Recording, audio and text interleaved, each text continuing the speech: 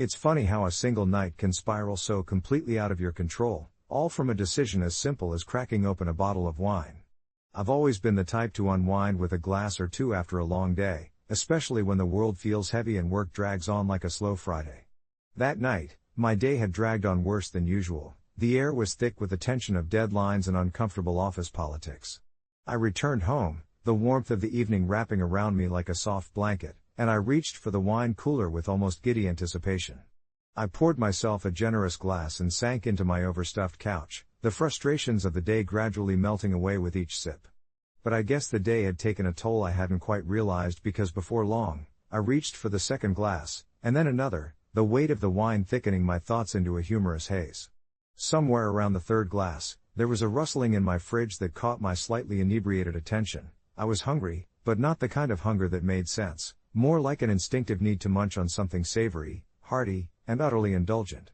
Maybe it was the salami I had bought on a whim last week. I chuckled to myself thinking about it, visualizing how impressive it looked when I had opened the package, its beautiful marbling gleaming in the light.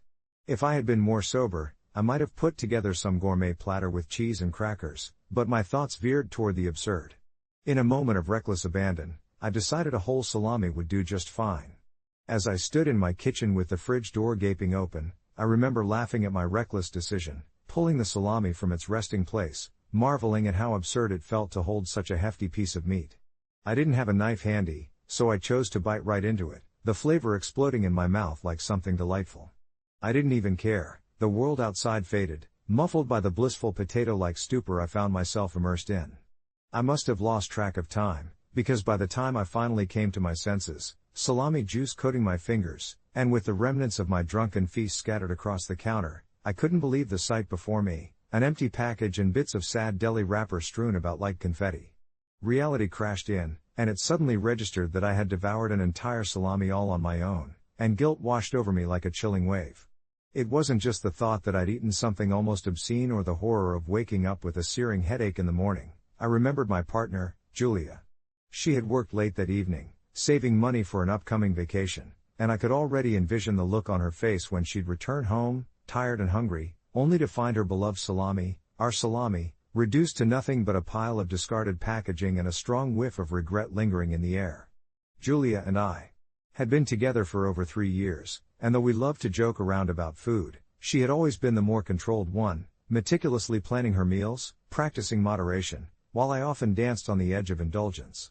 I could already hear her teasing voice echoing in my mind, "What are you going to do now, a salami guru?" But there was an underlying current of seriousness in her words, a reflection of the way she nurtured our relationship, and how I often found myself straying away from that careful balance. I glanced at the clock, and panic set in as I realized she would be home any minute. My stomach lurched, not from nausea, but from an overwhelming sense of impending shame that wrapped around me tightly like a constricting boa.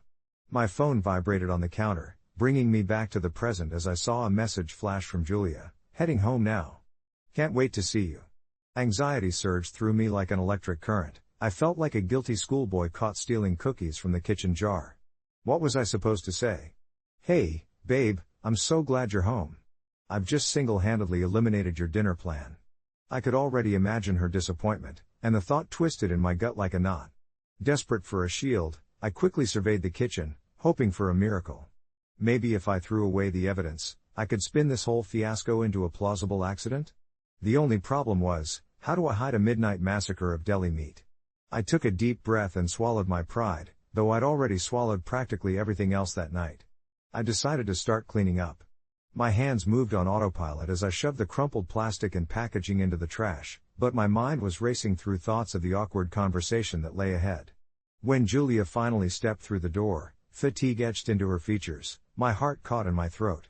"Hey, love," she greeted, her voice brightening the dimly lit kitchen as she dropped her bag.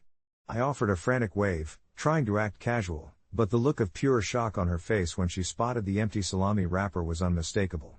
It was as if someone had snuffed out all the light in the room. "You didn't," she said softly, her tone a mix of disbelief and hurt. I could feel the weight of her gaze pinning me to the spot, and my mouth suddenly felt too dry to muster an excuse. I got a little carried away," I stammered, my heart racing as I fought the urge to cringe. "I didn't mean to eat it all. I thought I'd just have a slice. But then it was just so good, and before I knew it, well. My voice trailed off almost apologetically, as though the words themselves were woven from my own shame. Julia sighed, and the world shifted around us, the air heavy with uncomfortable tension. "I was saving that for the pasta we're making tomorrow," she replied, her eyes narrowing slightly, a shadow of disappointment dancing across her features. And then, the heaviness gave way to a laugh, surprising both of us. It came out of Julia, bubbling up from her gut, the laughter echoing in the small kitchen. It was such a genuine, clear sound that it caught me off guard.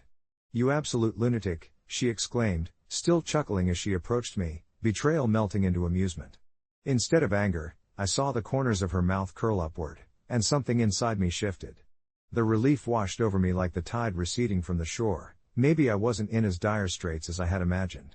"Okay, I might have gone overboard," I admitted, joining her laughter, feeling an unexpected lightness spread through my chest. "But can I at least make it up to you? What if I cook dinner, get some fresh ingredients?" Julia leaned in, bumping her hip against mine playfully. "You know I love your cooking," she replied with a kind glint in her eyes, the shadows of my initial transgression fading away. As we began brainstorming dinner ideas, the night transformed from one I thought would be filled with shame into something surprisingly warm and inviting. Small mistakes didn't have to unravel our bond. Instead, they could lead us to moments of laughter and connection. With every suggestion I tossed out, Julia's eyes sparkled more brightly, and it felt as though we were weaving a new story together, one where the salami mess was just a funny note in a melody we were crafting. And somehow, against a backdrop of guilt, that made me feel more like myself than ever. Days passed after that comedic episode, and I found myself reflecting on it, though I was startled by just how deeply it had changed the ambience between us. The little mishaps, forgetting to buy milk or dissecting a salad incorrectly, didn't seem so dreadful anymore. I learned the importance of sharing my mistakes with her, the value of vulnerability turning those potential storms into laughter. And maybe, on the other side of all this, I found a strength I hadn't known I possessed, the ability to embrace my imperfections, live fully in the moment, and trust that whatever the next late-night binge would be, we were solid together. I penned a quick post to our /confessions someday, sharing my humorous and slightly disastrous adventure with the whole salami, chuckling as I reflected on how a drunken binge could save a relationship instead of ruining it. After all, it wasn't just a salami, it was a reminder that love can rise above the clutter, to mend the small rifts and turn them into something larger, something alive with laughter. The next morning, as the sun filtered tentatively through the curtains, I braced myself for the inevitable fallout. My head throbbed with each pulse, reminding me of the regrettable decisions I had made the night before. Julia had fallen asleep in our bedroom, blissfully unaware of my indulgent escapade. I tiptoed to the kitchen, dread coiling in my stomach, and gazed at the carnage left behind, a sight that would undoubtedly elicit her trademark raised eyebrow and disappointed sigh. I brewed a pot of coffee, hoping its rich aroma would mask the odor of salami remnants, perhaps providing me just enough courage to face her. As I poured my first cup, I could hear the soft rustle of sheets behind me as Julia emerged, hair tousled and sleep in her eyes. "Morning, sleepyhead," I called out in what I hoped was a cheerful tone, trying to lift the impending gloom hanging over me. She smiled, but there was a flicker of suspicion in her gaze as she caught sight of the kitchen chaos. The moment of silence that followed was filled with unspoken questions, and I could feel her scanning the counter like a detective searching for clues in a crime scene. About that," I stammered, my tongue suddenly tied in knots. "I might have eaten something last night." Her eyebrow arched higher, and I could practically hear her mind racing through the possibilities before landing on an incredulous realization. "You didn't?" I felt the heat creeping up my neck, and my heart raced like a frantic hamster on its wheel. Well, yes, I did. All of it. The whole salami," I confessed, unable to hide how absurdly both mortifying and liberating the admission felt. To my surprise, Julia burst into laughter, which, in that moment, seemed like the best response I could have hoped for. "You're kidding. You seriously ate an entire salami by yourself?" Her laughter rang through the kitchen, reverberating against the walls like joyous music, and I couldn't help but join in, feeling the tension lift as I surrendered to the ridiculousness of it all. I explained how it had started innocently enough, a few drinks, a buzzing sense of invincibility, and winded my way through the entire tale, embellishing the details to evoke even more laughter. With every chuckle, I felt lighter, like scales tipping away from my guilt. "You know," she said, wiping a tear from the corner of her eye, "this is somewhat tragic. but also the most you thing you could have done. I can't believe it. I half-heartedly shrugged, admitting that perhaps it was all a little surreal to even me. Yet, as we shared that moment of levity, it occurred to me how the ridiculousness of the night had inched us closer together instead of causing a rift. We decided what better way to commemorate the absurdity than to create our own Salami Saturday tradition, turning an embarrassing confession into a shared joke that would surely linger in our memories for years to come. The laughter gradually faded into calm conversation, and over breakfast, we toasted to the weird hiccups of life that somehow knit us closer together. Reflecting on the night before, I acknowledged how that wild decision had given us a sweet, silly story, one that reminded me that vulnerability could be powerful. Life was never perfect, and neither were we, but that was part of the charm. In the aftermath, we found ourselves not just bonded through love but now with the added layer of laughter and a touch of absurdity. I knew then that, armed with our imperfections and a heightened sense of humor, we could navigate anything that came our way. Later, I decided to share this newfound perspective with the r/confessions community, crafting another post that detailed not just my reckless binge but how it had turned into an experience that reinforced our bond. In the end, it wasn't just a story of a salami but rather a reflection on partnership, acceptance, and the ability to find joy in even the most unexpected moments.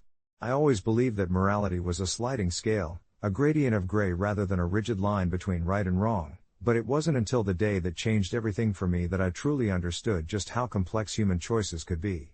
My name is Ava, a 35-year-old graphic designer living in a small town where everyone knows everyone else's business. Recently, I found myself at a crossroads when it came to my best friend, Megan, and her escalating issues with her husband, Jason, who I had known for nearly as long as I had known her. It all started when I noticed subtle changes in Megan's demeanor. She had become quieter, more withdrawn, often distracted during our weekly brunches. After weeks of gentle nudging and concern, she finally opened up, revealing that Jason had begun to act possessive and controlling, belittling her in front of her friends and limiting her contact with us. The moment she confessed her struggles, a knot twisted tightly in my stomach. I could feel her pain, and the urge to confront Jason, to protect my friend, bubbled just under the surface. However, as Megan continued to share her story, I realized how deeply complicated the situation was. She still loved Jason, and despite his flaws, they had a life together that she didn't want to destroy. Still, as the weeks passed and her distress deepened, I became increasingly torn. Was it right to stand by silently while she suffered? I longed to speak out, to hold Jason accountable, but with each passing day, the thought of confronting him seemed more daunting than liberating. Picking up my phone, I considered reaching out to Jason for coffee under the pretense of catching up. But the idea of sitting across from him, feigning ignorance about the turmoil he was causing, made me feel dirty. It felt like betrayal, not just to him, but to Megan. Yet, I grappled with the fact that doing nothing felt like I was enabling his behavior. One night, I finally decided to vent my frustrations on an online forum dedicated to relationships and moral dilemmas, posting under the title AITA for refusing to do the morally correct thing. Writing it out helped, but circulating the thoughts in my mind only made the burden heavier. I didn't know what was right or wrong anymore, only that I was scared for Megan, scared for what might happen if I brought everything out into the open. Unlike most stories, mine did not fit into neat categories of good versus bad, hero versus villain. It was just a messy reality waiting to implode.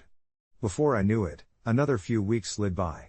Frustration began to bubble beneath my surface, tempered only by glimmers of hope as I observed Megan gradually reclaiming her voice, taking up yoga classes, meeting friends, and laughing again. However, amidst these moments of brightness, Jason still lurked in the background, his shadows looming heavier. One evening, while we were wrapping up dinner, Megan received a text that left her pale and shaking. It was Jason, apoplectic with jealousy over something trivial, her liking a post from an old friend on social media. I could see her teetering on the edge, like a bird testing the wind before flight. Thoughts warred inside me. Should I step in, remind her of the strength she had shown in the past few weeks, or should I keep my mouth shut and simply be the supportive friend while allowing her to navigate her feelings? I felt like I was watching a train wreck in slow motion. Eventually, I did what I had dreaded most. I reached out to Jason. My heart pounded as I crafted a message, not to accuse him, but to express genuine concern for both him and Megan. My intention was to balance compassion with clarity, but I was met with rage and denial. I wondered if I had opened a Pandora's box that could not be closed. When he accused me of trying to drive a wedge between them, I realized the irony of my position. In my attempt to do the right thing, I had unwittingly made myself the antagonist. In the following weeks, Megan confronted me after discovering my message to him. Her eyes, usually filled with warmth, were clouded with disappointment. I struggled to articulate my intentions, the care and worry I felt, but her heart was set on defending Jason, framing my actions as indiscriminate meddling. I had breached her trust, and suddenly, I felt like I was losing her all over again. Soon after, she distanced herself from me, creating a chasm between us that I feared was too wide to bridge. Yet, time has a funny way of softening the most jagged edges of our hearts. A few months later, I received a text from Megan, a single sentence that shattered the silence. I think I need to talk. When we met, the weight of our shared silence was palpable. Megan spoke of her feelings suffocating her, sprouting roots in the cracks of their relationship. She had grown disenchanted with Jason's behavior but felt trapped by her own heart, still fiercely in love but desiring independence. I listened intently as she unpacked her turmoil, aware that she was wrestling with the very emotions I once feared might consume her. This time, rather than leading with what I had wanted her to do, I became merely a vessel for her thoughts. In that moment, a wave of relief washed over me, perhaps refusal to act decisively that day was not weakness but a necessary pause allowing her to process her own feelings. By simply listening, I had helped her find the strength she inadvertently carried all along. In the months that followed, Megan started seeing a therapist and began to slowly reclaim her autonomy. They eventually parted ways, but to my joy, that didn't sever our friendship. Instead, it brought us closer as she learned to trust again, both in herself and in me. Now, whenever I revisit that challenging time, I reflect on how morality sometimes presents itself as a confusing puzzle, one where context molds our decisions, and perhaps my hesitation was the quiet space she needed to arrive at her own truth. As for Jason, he remains a specter in our past. While I refuse to vilify him, I recognize that some lessons require a deeper understanding of ourselves before we can act. I find comfort in knowing that we each navigate our paths at our own pace, learning that sometimes, the morally correct choice is simply to let someone discover their own strength. As I sit here, wrapped in the warmth of late afternoon sunlight streaming through my window, the peaceful hush of the neighborhood outside reminds me how far we've come since that turbulent chapter of our lives. My thoughts drift to the last moments we shared as a group before everything spiraled, an innocent dinner gathering where laughter danced around the table like light refracted through crystal, our conversations punctuated by the clinking of wine glasses and the steady simmer of rich tomato sauce in the kitchen. It was on that evening that I first sensed the underlying tension, the unspoken rift between Elizabeth and Jason that hung in the air like a fragile thread, barely visible but undeniably there. I remember glancing at Elizabeth, her smile a facade that cracked ever so slightly when Jason cracked his usual self-deprecating joke, an enthusiastic quip that drew a round of laughter but which I saw, in her eyes, was tinged with something deeper, disappointment, maybe, or a yearning for a connection that felt just out of reach. I had always been a firm believer in the importance of open communication, and I felt an instinctual urge to navigate the storm building between them, yet here I was, paralyzed by the weight of their love and conflict. Would I really be the one to pry it open, to force them into confrontation when perhaps Elizabeth needed to discover her limits in her own time? My heart whispered that sometimes intervention doesn't aid evolution, instead, it risks suffocating the growth that must occur organically. After Jason's sudden departure from our lives, the quiet stretched into a painful silence. Elizabeth threw herself into her art, creating with a fervor I hadn't seen before, colors splattering against canvas like the release she craved but couldn't express in words. Each brushstroke seemed to channel her pain, a cathartic reminder of resilience. I found solace in the idea that in allowing her to navigate her relationship with him, unlike the casual judgments thrown down from others in our circle, I had played an understated role in her journey of self-discovery. It was an odd comfort, knowing I had stood back, letting the fragile threads of her choices bind her together, even if the process left a knot in my own stomach. Some nights, we would sit on my cramped balcony, my old wind chimes tinkling softly in the breeze as the stars blinked like whispers overhead, and I would ask her, "Are you feeling okay?" Each word laced with genuine curiosity, waiting for her revealing truths. "Not yet," she'd reply softly, her gaze drawn to the cosmos, "but I'm figuring it out." There was something about those words, the way they hung in the air, heavy with unexpressed emotions, that settled an uneasy peace within me. I began to understand that the morally correct thing might not fray the edges of our friendships or force open wounds that needed time to heal. Instead, perhaps it simply meant stepping aside, guiding someone gently towards the door, and trusting they'd find their own way back to the light. Months passed, and I reveled in the small milestones, her laughter ringing out clearer, her sunsets painted with hope rather than sorrow. Each moment unfurled like petals in spring, moving us away from Jason's shadow and closer to a rediscovered autonomy. I would hear stories from mutual friends about where his life had wandered, the detours and dead ends that always intermingled with success. He became some mythic figure in the background of our lives. But it was strange how I could feel sympathy for him, too, an understanding that his decisions led him down a different, perhaps narrower path, even if they had hurt Elizabeth deeply.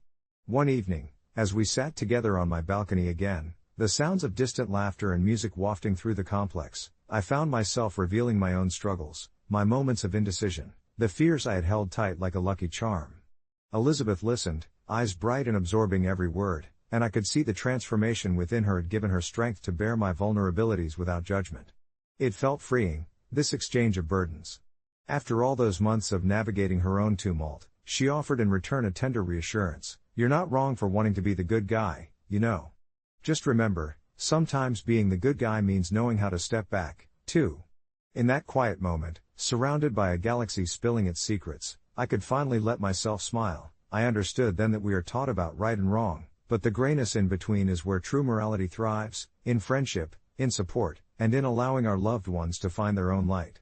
As I write this reflection of our past, I can't help but think about the cascading ripples we leave in our wake, and how, even amid the tumult, learning to foster resilience can guide us through the murk toward clarity. I'm grateful for Elizabeth and the strength we both found in our friendship, a space that flourished as we chose patience over pressure and acceptance over judgment. Perhaps the heart of this journey is just that, trusting the quiet strength we each possess, the intricacies of human connection woven into our very souls, reminding us how important it is to navigate our own truths. As I contemplate our journey, I feel the warmth of the afternoon sun filtering through the window, casting gentle patterns across the wooden floor. It's a peaceful scene, yet it's tinged with the weight of what we've both endured. Elizabeth and I have always been the kinds of friends who could spend hours tethered to each other's thoughts, sharing our stories over cups of herbal tea in that little cafe downtown, a sanctuary filled with the soft hum of conversations and the aroma of freshly baked pastries. It was there, between discussions of our dreams and fears, that we confronted the shadow of Jason, an enigmatic figure who once filled our lives with chaos. I remember that day vividly, the one when Elizabeth finally shared the truth she had carefully hidden, her voice barely above a whisper as she recounted moments of vulnerability, moments where Jason had chipped away at her self-worth with a snake's charm, always promising love yet delivering heartbreak. Listening to her pains felt like holding the last petal of a wilting flower, fragile and poignant. I wanted to rush in and fix everything, to demand she cut ties with him and reclaim her voice, but instead, I sensed a deeper truth spiraling within her, a truth she needed to discover for herself. I reassured her, my tone steady and calm, reminding her that real strength comes not from action alone, but from understanding one's own choices and standing firm in their wake. As the days turned into weeks, our dialogues evolved. Elizabeth began to unravel inside herself, peeling back layers that I didn't even realize weighed so heavily on her heart. I offered my support, a steady presence as she moved beyond what had been buried in shame and doubt, navigating the landscape of her identity. She poured her anger and confusion into her art, transforming pain into bursts of color that vibrated with the life she was reclaiming. I watched in awe as she began to bloom like the wildflowers in spring, each brushstroke a testament to her resilience. During these pivotal moments, I often found myself wrestling with my decisions. Was I doing the morally correct thing by allowing her to wander through this messy journey without directing her? I questioned whether by standing back, I was somehow failing her, but deep down, I recognized that my role was not to be her knight rescuing her from the dragon, but rather the quiet guide who opened the door to her own fortress. This reflection echoed back to the reality that sometimes love means granting the agency to those we care for, allowing them the space to face truths that would ultimately lead to their liberation. In observing Elizabeth transform, I realized her process mirrored my own in profound ways. There were moments in my past, especially in my own relationships, where I sought to remain complicit rather than confrontation, choosing the path of least resistance over the arduous climb toward honesty. Eventually, she came to a decision late one evening. I could see it in the light flickering behind her eyes as we met at our usual spot. She was filled with a kind of quiet determination, reflecting the hues of a sunset surrendering to twilight. I told him it was over, she said, her voice steady as if she were confirming an appointment rather than ending a significant chapter of her life. In that moment, I felt a swell of pride for her, a deep recognition of the strength that had always resided within her. There was fear and sadness, yes, but there was also freedom, a shedding of burdens that she never deserved to carry. We sat there for a while, letting the silence envelop us like an embrace, both savoring her brave leap into the unknown. As I look back now, it's almost surreal how life unraveled. Months pass in a wash of colors, yet the vibrant patterns of our friendship remained anchored amidst the chaos. Elizabeth blossomed in ways I had never anticipated. She began giving talks at local art galleries, exploring themes of resilience and self-discovery, while I took to writing, chronicling our journey and its lessons. The landscape of our lives was no longer cluttered with remnants of the past but infused with hope and new beginnings. We learned that the morally correct path isn't always straightforward. It can lead you through uncharted territories, revealing nuances of strength hidden in vulnerability. Reflecting on our experience, I understand now that surrendering to the complexities of human emotion is a necessity. Rather than simply navigating the seas of righteousness, we embrace the ebb and flow of life and relationships, allowing ourselves to anchor in our truths. As I pour my thoughts onto paper, I find solace in this realization. There's a quiet beauty in patience, a strength in allowing others to find their own way, and perhaps the moral compass we seek often points inward, guiding us through the tides of our own existence.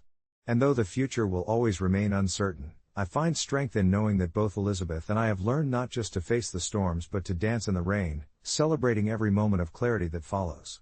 As I close this chapter, I feel a gentle warmth within, a reminder that life is but a series of interconnected stories waiting to be shared and understood. In this shared understanding, I find comfort, and perhaps, in our own little way, we are each entitled to navigate the moral dilemmas of our lives, trusting in our ability to find meaning and growth. It was a humid summer evening, the kind that clung to your skin with its heat and filled the air with a sense of restless energy that made everything feel a little more alive. My friends and I had gathered in Aaron's dimly lit basement, the kind of place we felt safe in, safely tucked away from the world, where secrets and laughter echoed off the concrete walls. We were all entering our junior year of high school, and for the first time since middle school, we felt grown up enough for a night of truth or dare, with all the bravado and mischief that seemed to come with it. The atmosphere was electric, fueled by the dim glow of fairy lights strung across the ceiling and the hum of our excitement. I sat cross-legged on the worn-out carpet with Liz and Tyler to my right and Tim on my left, my heart racing, caught up in the thrill of the night, uncertainty bubbling to the surface with each round. The dares began innocently enough. Tim had to text his crush a cringe-worthy pickup line, while Liz found herself balancing a spoon on her nose. But as the night wore on and the drinks flowed a little too freely, the dares escalated. That's when Ariel, the often quiet but fiercely intelligent girl who usually sat on the fringes of our group, surprised us all with her growing confidence. She challenged Aaron, who was always the jokester, to kiss the girl he found the least attractive in the room. Everyone can vouch for how ridiculous that was. We all knew his longtime crush was Katie, who wasn't even here. But instead of backing down, Aaron shot a mischievous grin and declared he'd do it. With barely a moment's hesitation, he leaned in and planted a quick kiss on my cheek. The room fell silent, and it felt like the air had been sucked out of us. I could feel my face flush, a mix of shock and something else fluttering in my stomach, and I froze. They all erupted in laughter, but my laughter was hollow, a shell around a growing anxiety that twisted in my gut. I didn't expect the heat of embarrassment to turn into something deeply unsettling as he casually brushed it off and returned to his place among the crowd. A wave of unease rolled through me as the night continued, my friends cycling through more ridiculous dares while I sat fidgeting, trying to shake off the warmth that still lingered on my skin. My mind raced, caught in this internal war. Part of me wanted to dismiss it as a prank while another part was helplessly fascinated by the fleeting intimacy of the moment. That's when Ariel turned to me, visibly picking up on my discomfort. "Hey, are you okay?" she asked softly, her brows knitted with concern. It was a simple question, yet loaded with meaning in a room where honesty was a fleeting currency. I shrugged, forcing a smile, but something in her gaze compelled me to admit more. I didn't expect that. It felt. I don't know. I trailed off, desperately searching for the right words to express how a seemingly innocent dare had spiraled into a tangled web of emotions. Ariel nodded, and I could see she understood in a way I didn't expect. The night wore on, but my mind lingered on that moment. The game fizzled out as people grew weary, and eventually, we found ourselves sprawled on the basement floor, half-heartedly engaged in conversation. As the clock ticked toward midnight, I gathered enough courage to voice my discomfort to the group, hoping to lighten the tension that sat heavily in the air. I mentioned how that dare had stirred up feelings I didn't quite know how to handle, and as I spoke, I saw relief wash over Ariel's face. She must have sensed my need for validation, and when I finished rambling, she was quick to back me up, sharing her own feelings of discomfort over Aaron's boldness. Surprisingly, that shared experience opened a door between us. The others leaned in, listening intently. The laughter that previously filled the room morphed into a collective rumble of understanding, as everyone began to admit to their own moments of awkwardness during the game. I could see Aaron's smile falter, and for the first time that night, I witnessed genuine recognition of his thoughtlessness. Maybe it was the alcohol or just the moment, but feelings of camaraderie flooded our conversation, wrapping us all in its embrace. Some truths were spoken, some dares forgotten, but we connected that night on a deeper level than I ever anticipated. As we left Aaron's house, the night air was cool against my flushed cheeks, and the laughter echoed in my mind, a reminder that even in discomfort, there is a chance for clarity and understanding. Reflecting on it all, I realized that sometimes it takes a moment of absurdity to bring a group a little closer, to allow vulnerability to glitter beneath the surface. A few weeks later, when I saw Ariel again in English class, I noted a wave of reassurance as we exchanged knowing smiles, a small reminder of how that one chaotic game had shifted something within our circle. It had made me think about friendship and honesty in a new light. As I drifted to sleep that night, my heart felt lighter, knowing I wasn't alone in navigating these strange, growing feelings of adolescence. Ariel and I had forged an unlikely bond over a silly dare that taught us both something profound about ourselves and each other. It wasn't just another game, it was a pivotal moment in our lives that bridged into deeper connections and understanding. Anyone bold enough to kiss beneath the veil of a simple dare unknowingly opens the door to vast exploration of emotions, and sometimes that's all it takes for true friendship to flourish. Days passed, and the sun dipped lower on the horizon, casting an orange glow across the quiet suburban streets that felt both comforting and foreign at the same time. The laughter from our last game of truth or dare echoed in my mind like a favorite song, but it wasn't just the thrill of the game that lingered, it was the sensation of Ariel's lips brushing against mine, a fleeting moment that had somehow changed everything. I found myself looking forward to school again, not for the classes, but for the moments shared between us. It was in the cafeteria where Ariel and I sat together every day after that. Her laughter rang clear and bright, almost as if it had a life of its own.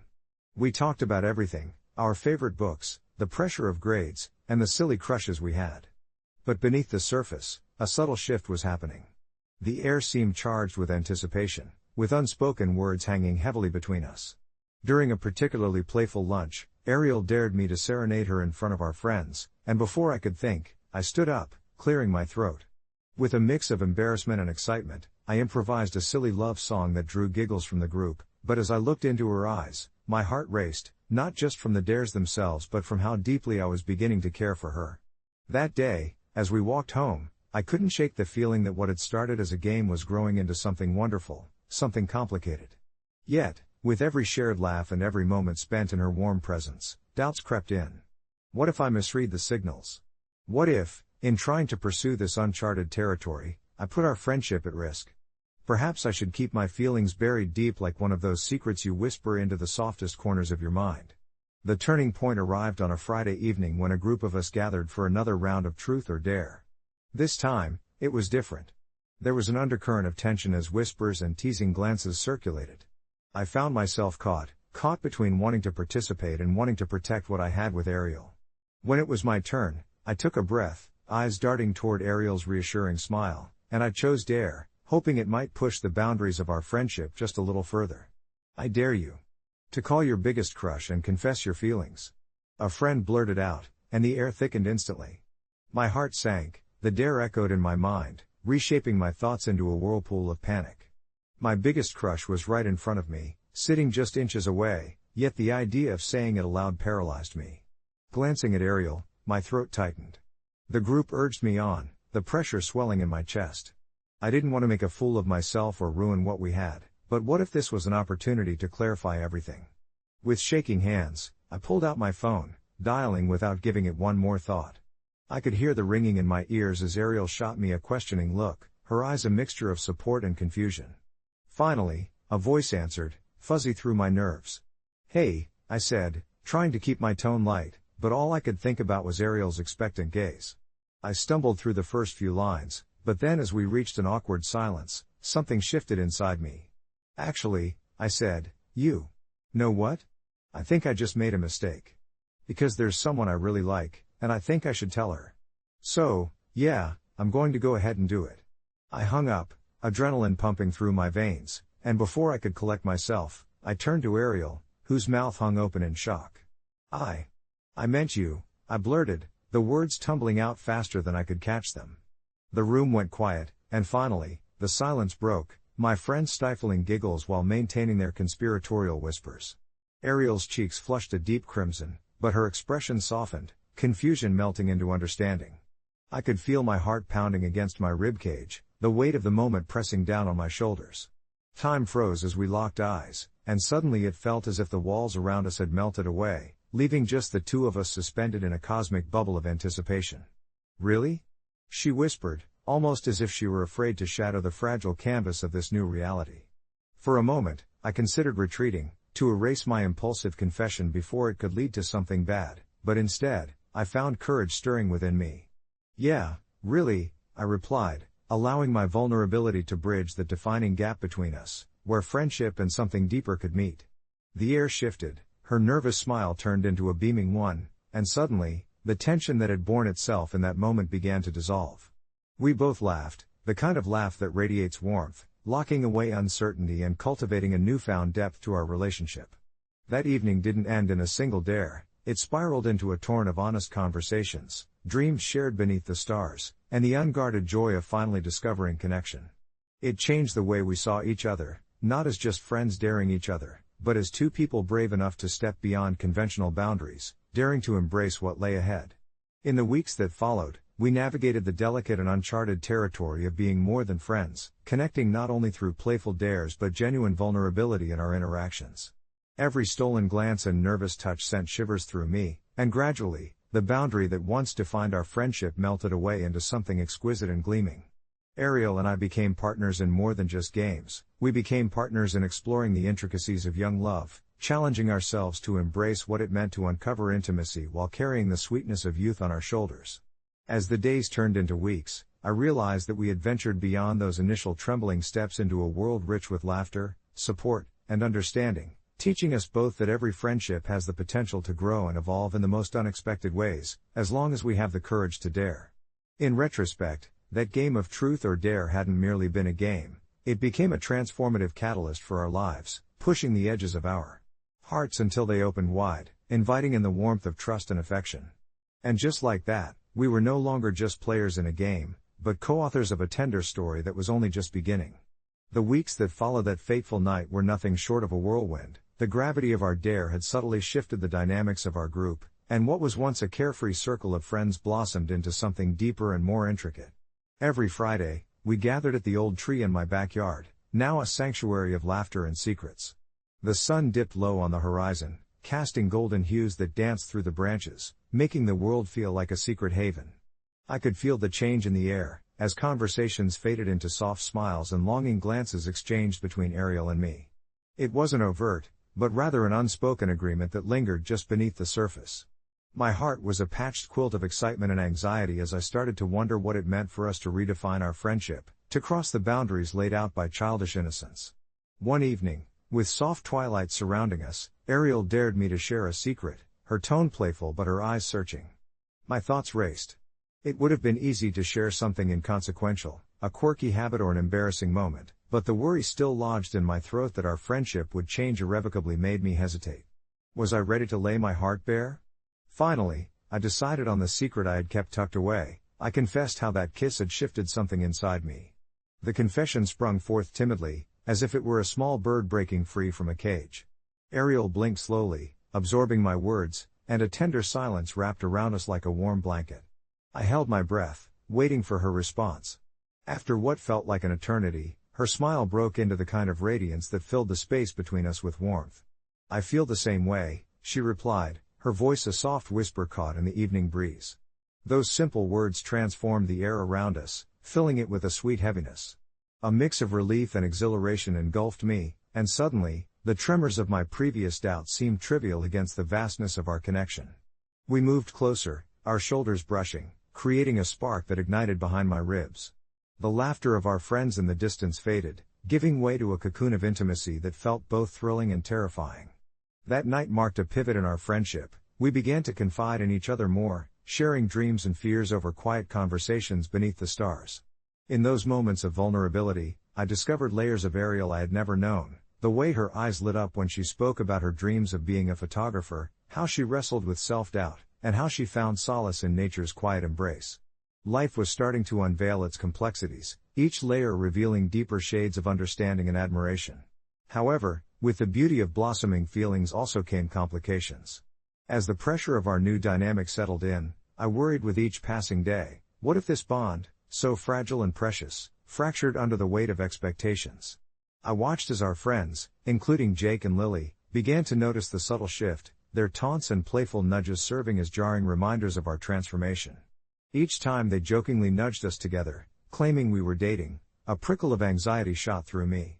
Were we ready for that? One Friday evening, our group took a spontaneous trip to a local carnival, filled with laughter and tangled threads of joy. The air was saturated with the aroma of cotton candy and popcorn, a nostalgic scent I could hardly resist. As we walked through the throngs of people, my heart raced not just from the excitement of the carnival atmosphere but from the undeniable tension bubbling under the surface between Ariel and me. That night, the game we played took on a life of its own. It was no longer about childish dares but about truths we were unprepared to face amidst the laughter. After riding the Ferris wheel, we ended up in a quiet corner away from the jubilant crowd, and Luna, ever the instigator, suggested a game of truth or dare. I could sense the exhilaration dancing in the group as if everyone was holding their breath, unsure of what was to come. When it was my turn, I chose truth, contemplating whether to confront my emotions or cloak them in the comfort of playfulness. I could feel Ariel's gaze on me, searching, as if she, too, were taking stock of what was happening. "Do you have feelings for anyone in this group?" Jake asked, his eyes darting mischievously between us, igniting the familiar tension swirling around our little gang. Time seemed to stretch like taffy, and all the air left my chest. Struggling to breathe, I glanced at Ariel. The secret of our burgeoning feelings loomed over us like a dark cloud, and my heart raced at the thought of confessing what lay hidden beneath the surface. Looking into her eyes, I felt a sudden surge of courage. "Yes," I replied, my voice steady as I held her gaze. "I do." Ariel's breath caught, her eyes widening with surprise tinted with familiarity. The room buzzed with excitement and intrigue, yet it was as if the world around us faded into the background. "And who might that be?" Tara pressed eagerly. "I can't believe it's not me," she joked, but her laughter felt distant. "The truth is," I said, allowing the honesty of the moment to unfurl, "it's Ariel." The shock that settled in the air rippled through the circle, gasps escaping lips and laughter slightly fading as the weight of my confession danced across the charged atmosphere. Ariel's cheeks flushed a delicate shade of pink, and she searched my face for any sign of jest but instead found sincerity gleaming in my gaze. There, in the thick fog of uncertainty, our bond felt palpable, stepping from the shadows into a vibrant light, much like the emerging dawn. To my surprise, Ariel didn't shy away. Instead, she grinned, laughter bubbling up as if a wall of tension had dissolved between us. "I guess we're both in trouble then," she said, her smile wide, plunging us both into a newfound exhilaration that wove its way through our friends. As the last remnants of summer spilled into our lives, we navigated this fresh landscape of connection, our hearts dancing in harmony as we balanced between the playful thrill of the dare and the profound truth of our feelings. The carnival faded into memory, replaced by sleepy afternoons and quiet evenings wrapped in warmth, where we dared to venture further into each other's lives, sharing moments of sweetness, uncertainty, and a sprinkle of inevitable doubt. Months went by, a tender rhythm established beneath the guise of friendship, but as with any journey through uncharted territory, complications began to arise. I've learned that emotions aren't always kind. They can twist into something complicated, gnawing at confidence. We still played our games, but each dare felt heavy with expectation, our flirting becoming a tender dance on seemingly fragile ground. The fear of losing what we had made me hesitant, challenging me to balance what we wanted against the foundation we built. Then came an evening when I couldn't put it off any longer. Ariel and I found ourselves finally alone on the old tree swing, swaying slightly, reflecting on the shared laughter of the past few months. I turned to her, breathless. "What are we doing?" My voice broke softly against the stillness, and she met my gaze with an expression shimmering with understanding. "We're daring ourselves to be vulnerable," Ariel replied, her voice steady yet soft. We talked deep into the night, the stars shimmering above us, and it occurred to me, what began as simply a dare had evolved into something courageous and necessary. We had traversed the tender intricacies of friendship and intimacy, learning to embrace the duality of being both creators and caretakers of our story. In that moment, I wasn't afraid anymore. I wanted the story to continue, with all its complications and beauty, an intricate tapestry woven from our laughter, caution, and daring love. It was neither a clear-cut beginning nor a resolute ending, it was simply the unfolding of what we had dared to explore. Friendship matters, especially when it fosters love, and as dawn broke on the horizon that night, I felt an invigorating rush of certainty. Whatever came next, we would face it together, hand in hand, open to the wild and wonderful journey that lay ahead. And so, as I laid my head down that night, a smile lingered on my lips, breathing warmth into my dreams, knowing whatever shadows danced at the edges of our story would only serve to deepen the bond we had forged, the bond seated in a silly dare that had blossomed into a beautiful connection, as real and tender as we dared to believe it could be. Confession, I am a man of highly low intelligence, and there's a very slim chance that will ever change. That might sound like a harsh self-assessment, but when I look back on my life, it feels oddly true. From early on, I always struggled in school, while others grasped concepts with relative ease. I often found myself lost in a sea of confusion. It was a source of contention at home, primarily with my father, who'd often shake his head in frustration, muttering that I was a genuine disappointment. I grew up in the shadow of my brilliant sister, who always had top grades, a perfect college resume, and a charisma that seemed to attract everyone she met. When I graduated high school with a barely passing GPA, I decided to take a different path, one where I wouldn't have to compete against her brilliance. I started working at a local hardware store, surrounded by tools and paint cans, where I felt more at home than I ever did with textbooks. My coworkers accepted me for who I was, and I quickly learned the ins and outs of everything from different types of screws to the best ways to mix paint, the kind of knowledge that didn't really require sharp intellectual aptitude, just a willingness to listen and a decent memory. One fateful evening, as I was restocking shelves alone, I met her, Maria. She was an artist, doing some kind of community project that involved painting fences around town, and she wandered into our store for paint. She had a radiant energy, and as I helped her choose the right colors, her laughter warmed my insides in a way I'd never felt before. We struck up a conversation, and in that moment, surrounded by paint and hardware, I felt a spark of connection that made me forget all about my academic shortcomings. She didn't care that I was terrible at math or that I couldn't remember the capital of Kazakhstan. We talked about art, creativity, and our mutual love for nature. After that, she kept coming back to the store, and we'd share smiles that turned into inside jokes, and eventually, into something deeper. But there was a lingering fear in my heart. As things developed, I began to doubt myself and my worthiness. Maria had been to art schools and galleries, her mind was a treasure chest of culture and ideas, while I was just a guy who knew his way around a lawnmower. One night, I found myself at her place, where we were painting together under soft lighting, and she asked me about my dreams and aspirations. I froze, the question gnashing at a vulnerability I had buried deep. Could I express my dreams when they felt so mundane? I stammered out something about hoping to one day open my own hardware store, a quaint dream, perhaps, but it felt embarrassing next to her ambitions of having a gallery show. She sensed my hesitation and, rather than scoffing or diminishing my dream as I had feared, she smiled and said, "That's an incredible dream. You know you can do it, right?" Her words, rather than uplift me, lodged a sense of dread in my gut. What if she was investing time in a lost cause? As our relationship deepened, so did my anxiety. Each time I left her, I replayed our conversations, fixating on moments where I felt inadequate. I let my imaginations run wild, picturing her telling her friends about her simple boyfriend, a man who barely scraped by. One night, during a particularly vulnerable moment, I confessed my fears to her. I told her that I felt like we lived in two different worlds, one where she was a creative genius, and me, a man struggling to keep up. I braced myself for rejection, the feared look of pity or disappointment that had marked so many of my formative years. Instead, she took my hands and said, "You are more than enough for me. It's not about where we come from or where we're going, it's about the journey we build together." And for the first time, my heart felt a semblance of peace.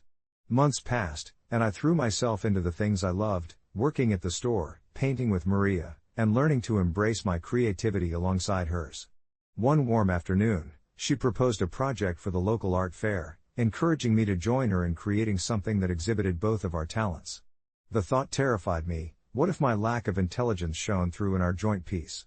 But somehow, I found a glimmer of hope in her vision. Together, we crafted a piece that merged practical elements with artistic flair, making a whimsical garden sculpture from discarded tools. The day of the fair arrived, and standing beside her, I felt an overwhelming sense of pride, not just in our creation but in who I was becoming. People stopped by, impressed with our work, and I realized that maybe, just maybe, intelligence could manifest in forms other than academia. I wasn't just restocking shelves and answering questions, I was creating something meaningful in a world that often dismissed me. As the sun began to set, the fair bustling around us, I took a breath, letting in the fading light that symbolized hope. Maria turned to me, her eyes sparkling, and said, "I knew you had it in you." Today, as I recount this journey, I find myself reflecting not on my seemingly low intelligence, but on my ability to learn and grow in different ways. I might never be a scholar or the wizard of numbers, but I've found a treasure in self-acceptance, an understanding that everyone's mind works differently, and that worth isn't solely defined by traditional intellect. I hope that my experience might resonate with someone else feeling inadequate or overlooked, and that they too might discover their own unique path to fulfillment. And while Maria and I continue our journey, I still think back to the nights spent under a roof of stars, learning to paint both canvases and dreams, trusting that love and creativity truly know no bounds. Update: a few weeks after the fair, we received an unexpected call. The local art gallery wanted to display our sculpture in their local artist showcase. They called it a captivating depiction of ingenuity and asked if we'd both be willing to speak about our collaboration at the event. It seems the journey never really ends, instead, it twists and turns, much like my own thoughts on who I am, a simple man, perhaps, but one who is continuously evolving. As I sat there, staring at the phone in disbelief after that unexpected call from the gallery, I couldn't shake the paradox of my life. How, in my own mind, which often felt muddled and simple, could we have created something that not only captured attention but also reflected our unfolding relationship? The days leading up to the event were a whirlwind, filled with a mixture of nervous anticipation and excitement that colored every moment. I helped Elena put the final touches on our sculpture, a woven collage of discarded materials that was both a physical manifestation of our efforts and a metaphor for our lives, imperfect, but undeniably beautiful. We spent long evenings in her studio, talking about everything and nothing, the quiet hum of the city outside our window punctuating our laughter. As the night of the gallery opening arrived, I nearly choked on my words upon addressing the audience. Standing there in a room filled with bright, brilliantly trained minds and eager art enthusiasts, I felt like an imposter draped in a second-hand suit, my own intelligence seeming to wane with each chuckle or knowing nod from the crowd. But as I spoke about our sculpture and how art had threaded its way into our romance, something shifted within me. I found my voice, steady and clear, illuminating our journey and the symbiotic nature of love and creativity. It was not an act of eloquence but of genuine feeling that transformed my simple words into something meaningful. While some murmured about our unique perspective and unorthodox methodologies, I recognized that what emerged from my mouth was more than just a presentation. It was a reflection of my journey as a man who often felt at odds with a world that valued intellect over passion. Each shared glance with Elena filled me with comfort, a silent reminder that love was smudged with imperfections, and sometimes, especially for someone like me, that was more than enough. There was a camaraderie among us, forged in late-night brainstorming sessions and quiet moments of shared solitude, and as patrons congratulated us after our presentation and poured admiration towards our work, I realized that perhaps being a man of highly low intelligence wasn't solely a deficiency. It was an invitation to explore life through a different lens, one that seemed to appreciate the beauty in the flawed and the fragmented. I even glimpsed admiration in the eyes of the gallery owner as she approached us, speaking with a warmth that enveloped me, acknowledging how our art encapsulated a kind of truth that resonated with many. As I stood there, basking in the glow of unexpected success, I felt the weight of my insecurities begin to lift like fog before a sunrise. While I knew I might not ever be a philosopher or a scientist, I understood that my strength lay not in knowing the intricacies of life but in feeling them deeply. Weeks turned into months, and the gallery opening became a backdrop, a moment in time when the stars aligned just right, illuminating the possibilities that lay ahead. Through it all, Elena and I grew, coupled in this tender evolution, and I found myself modifying my own internal narrative about intelligence. It was symbolic, a feeling of progression rather than a measurable standard. The world outside continued spinning, with its judgments and expectations, but within the cocoon of our connection, we painted new stories on hidden canvases in the quiet of our studio, learning that our experiences together shaped not just our art but our hearts. We even joked about starting an art collective for those of us who felt like outsiders, art for the amateurs, we called it, where creativity mattered more than critique, and anyone with a story to tell could join us, because in the end, who I was and who I became were merely threads in a beautifully chaotic tapestry unraveling before me. As I settled into bed that night, my heart full, I wondered where our newfound journey would take us next, the anticipation warming me like a gentle spring breeze carrying whispers of future possibilities. In the silence that enveloped the room, I made a wish, not for recognition or accolades, but for the strength to embrace my own uniqueness and to keep weaving dreams into reality, just as we had begun to do together. Days turned into weeks, and each morning dawned with a palpable excitement that sparkled in the air like sunlight dancing on the surface of water. As the date of the art gallery showcase approached, Amelia and I poured our hearts into preparing for the event, infusing our conversations with laughter and anticipation. I found myself spending hours in our little studio, the faint scent of paint and clay swirling around me, as our collaboration transformed not just our artwork but also our understanding of each other. We adapted our sculptural piece, adding small details inspired by late-night talks beneath the stars, tiny figures entwined in moments of joy and heartbreak, capturing fragments of stories we shared over warm cups of tea. As I molded the clay, I thought about how far I had come from the days when my thoughts felt heavy and clumsy. This project, this relationship, had made me realize that intelligence wasn't measured solely by the complexities of one's thoughts but also by the capacity for love, resilience, and the willingness to grow. When the night of the exhibit finally arrived, I donned my best shirt, a simple blue that made my eyes sparkle, while Amelia was a vision in a flowy dress that swirled around her like waves. As we entered the gallery, its walls alive with paintings and sculptures, I felt like a child walking into a world of endless possibilities. People mingled, their whispers and laughter creating a symphony that filled the expansive space. Our sculpture stood proudly at the center of the room, a blend of textures and colors showcasing our journey, a physical manifestation of uncertainty and companionship woven into every inch. I took a deep breath, the excitement mingling with a hint of nervousness, as I spotted the event curator making her way toward us. She smiled warmly, her eyes glinting with enthusiasm, and introduced herself as Camille. "The energy you both have together is inspiring," she said. "Your work embodies something deeply human." In that moment, my heart fluttered. Here was acknowledgement, not just of our art, but of the bond we nurtured along the way. As the night wore on, we spoke to visitors, sharing the story behind our sculpture, delving into the emotions, the fears, and the hopes we infused into our creation. I spoke honestly about my journey, about how I had once felt trapped in my own limitations, and how art had become my way of inviting others into my world. To my surprise, many of them didn't just see our sculpture, they resonated with my words, sharing their own struggles and triumphs in return. It felt like building a bridge between hearts, a candid exchange of dreams, fostering connections that evening. As the event began to wind down, the gallery owner announced the highlight of the night, the winner of the Local Artist Showcase Award. My stomach fluttered nervously, I hadn't even considered winning. When our names were called as the recipients, I was momentarily rooted to the spot, disbelief washing over me like a gentle tide. Amelia clasped my hand tightly, her joy infectious, and the applause that erupted around us felt like a warm embrace. When we stepped up to accept our plaque, a beautifully crafted piece of wood engraved with our names, I felt an unfamiliar warmth bloom in my chest. I took a deep breath, gathering my thoughts, and I spoke from my heart. This isn't just our accomplishment, it reflects the journey we dared to share. I am grateful for my partner in crime, whose love and creativity inspired every moment of this. The audience nodded, many smiling knowingly, as if they could see the truth in my words. Later that night, as we left the gallery hand in hand, the cool breeze danced around us, and the faint sounds of laughter echoed behind. Amelia turned to me, her cheeks flushed with happiness, and said, "We did this together." I admired her, feeling a rush of gratitude for her unwavering support and our shared dreams.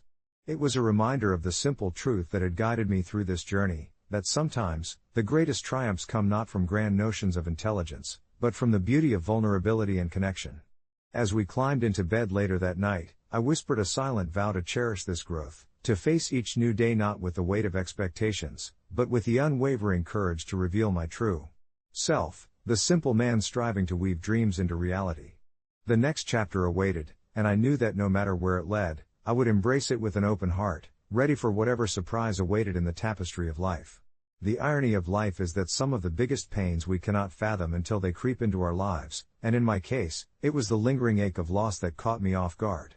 I'm Jake, a 30-year-old barista with dreams painted in frothy lattes and the hum of the coffee grinder. My world neatly revolved around the rhythmic pattern of brewing that I found solace in, especially with the steady pulse of regulars walking through the door every morning. They were more than customers to me, they were friends, and among them was Sarah. Sarah had been my best friend since middle school, the one who understood the nuances of my quirky sense of humor and occasionally would join me for a late-night gelato binge when I was lost in my thoughts. However, in the world of adulthood, where responsibilities shift like sand, I began to perceive a tension that hung like fog over our friendship. While I took pride in my simple life, Sarah was ambitious, climbing the corporate ladder with an agility I both admired and envied. It was a clash of worlds. She applied for jobs in bustling cities while I remained rooted in our sleepy town. And then, she got the job, an incredible offer in New York City that felt like a tornado sweeping me off my feet, leaving behind the comfort of our routine. On her last night in town, we met up at our favorite spot, a cozy little cafe resembling a time capsule from our childhood, its walls adorned with photos and art from local artists. I remember the way her smile flickered. Behind her bright eyes loomed that unspoken worry. How would we keep our connection intact once distance intervened? I was encouraged to celebrate her success, but deep down, the thought of losing my anchor began to gnaw at me. Hours turned into laughter, and we vowed to video chat and text often, but as we each hugged goodbye, I felt an unexpected wedge forming between us, one I couldn't pin down until it was too late. In those first few weeks after she left, I convinced myself I would be fine. I threw myself into work, entrenched in the comfort of espresso machines and friendly faces, but I slowly realized no amount of caffeine could fill the void Sarah left behind. The moments we once shared were replaced by empty evenings spent scrolling through pictures of her city exploits, and I grew bitter with jealousy over her seemingly perfect new life. I watched her flourish on social media, her photos lit up by the city skyline while I stayed put in our town, feeling like a spectator in my own life. The pain was nebulous at first, an undercurrent I dismissed as normal. Only later did I recognize the sharpness, a grief for a friendship that once felt so secure. Our texts fizzled, and each unanswered message carved another notch into my chest. It was not until months later, after several failed attempts to push through the silence, that she finally reached out, her voice vibrating through the phone. Sarah sounded different, the excitement of the city contrasting with my stagnant reality. It took a devastating moment, the death of her father, which compromised her world further for her to truly realize the depth of our friendship. When she needed me most, I felt totally absent, engulfed in my own cocoon of selfishness while she grieved a loss I would never understand until that call rang in. The vulnerability in her voice shattered the walls I had unconsciously fortified. I booked a flight the very next day, my heart racing with indecision but driven by an urgent instinct to be there for her. Standing in her tiny New York apartment, the scent of cinnamon and candles replaced the coffee from home. Everything felt surreal. As she opened the door, we simply fell into each other's arms, tears tracing the lines of laughter and love that had once defined us. We ate takeout on the floor while I listened to stories of her father, each word another brick in a wall we began rebuilding together. In those moments, I realized how easily we underestimate the weight of missing someone until time digests the unspoken emotions. My visit wasn't just about comfort, it was an awakening, a realization that friendships are not exempt from the complex quilt of life, and sometimes, love comes in the form of understanding when to reach out or just be present. After spending a few days by her side, I left forgiven and healing, promising to never lose that connection again. The distance faded into something manageable, something we both learned to navigate like drifting clouds. And as I reflect on it now, I recognize a bittersweet irony. The pain of separation, beneath its sharp surface, unveiled a deeper appreciation for the ties that bind. Update: I'm happy to share that Sarah and I have managed to keep our friendship vibrant, despite the miles. We take turns visiting each other, sometimes even meeting in cities halfway between our homes. What started as a painful lesson has transformed into a beautiful journey of rediscovery, showing us that true connections can weather any storm, even the storms we create ourselves. But even as I share this happiness, there's a part of me that still carries the weight of our past, a reminder that relationships can be fragile, beautiful things, often mistaken for certainty when really, they are always in motion. There are days when I catch myself scrolling through old photos of us, laughing at our silly faces, or cringing at yet another selfie taken during our random road trips, arms thrown around each other in a tight squeeze as if we were trying to compress time itself. Each image is a timestamp, encapsulating moments that were once vibrant and alive but now exist only in memory. For a while after the move, I dwelled in that space, the hollow echo of her laughter fading against the walls of my apartment, which felt too large, too silent. I remember calling her one evening, the kind of twilight that draped the sky in soft pinks and deep blues. I wanted to confide my loneliness, but instead we found ourselves recapping our days. She had started a job in a quaint bookstore, replacing her old retail gig, and I had finally finished the first draft of my novel after months of feeling like I was chasing shadows. Those conversations became a lifeline for both of us, threads pulling us through the haze of change. At the same time, I began to realize that the pain of separation was not only about missing her presence, it was about confronting the ghosts of unspoken words and things left unsaid. During one of our late-night calls, Sarah mentioned something that struck me like a rogue wave crashing into the shore.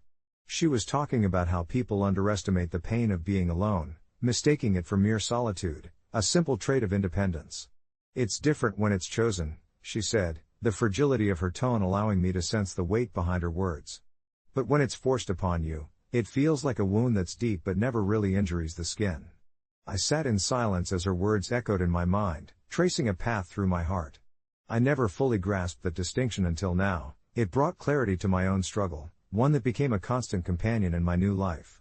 I started jotting down my thoughts in a journal, letting the ink spill onto the pages whenever the silence became too loud, remembering not only the bright memories of us together but also the weight of distance between. I began to attend a small writer's retreat in a nearby town, hoping to find fresh inspiration and maybe meet some new people. To my surprise, I found others sharing similar feelings in the hum of long storytelling nights, tapestry outreach sessions where vulnerability felt like an open invitation rather than a burden. It didn't take long for me to bond with a small but diverse group, a mix of aspiring poets, established novelists, and sensitive souls who, like me, were navigating their own shifting landscapes. They weren't replacements for Sarah, rather, they became companions on this unexpected journey. One of them, Liam, an insightful guy with an old soul, often encouraged me to embrace the ache of separation as an artistic tool instead of a hindrance.